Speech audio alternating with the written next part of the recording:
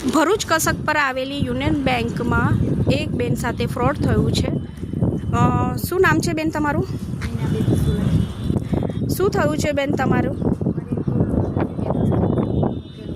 અત્યારે હાલ મારે છોડાવવા ગઈ ને તો એન્ટ્રી પડાવી તો 1 વર્ષ પહેલાં જ મારું ગોલ્ડ લોનથી લોન ક્લોઝ થઈ ગયેલી છે.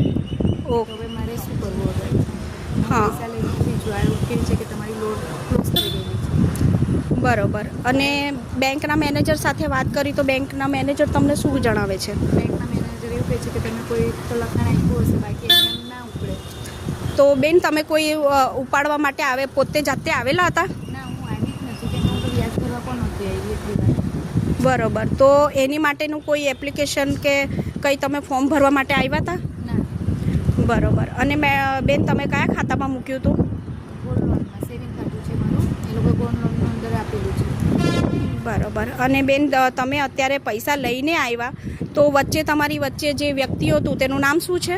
કલ્પેશભાઈ પરમાર જાડેશ્વરના છે. બરોબર. એ ભાઈ અહીંયા આવીને તમારું ગોલ્ડ મુકાવી ગયા હતા? હા.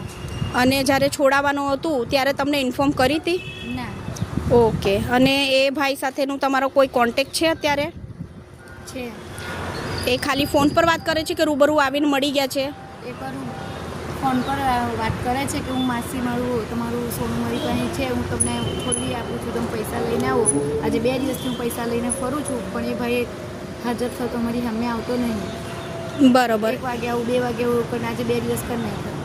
અને એ ભાઈ જેટલી વખત બી અહીંયા આવે છે એ ભાઈ તમારી સાથે આવે છે ને એમણે અહીંયા બધાનો તમારી રીતે કોન્ટેક કરાવ્યો હતો કે આ બેંકમાં મૂકો અને અહીંના એમ્પ્લોય તરીકે પણ કીધું હતું અને એ રીતે તમારી સાથે એમનો કોન્ટેક થયા છે.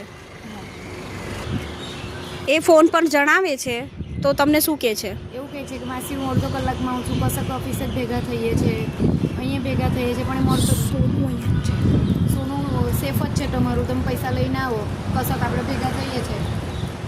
ઓકે.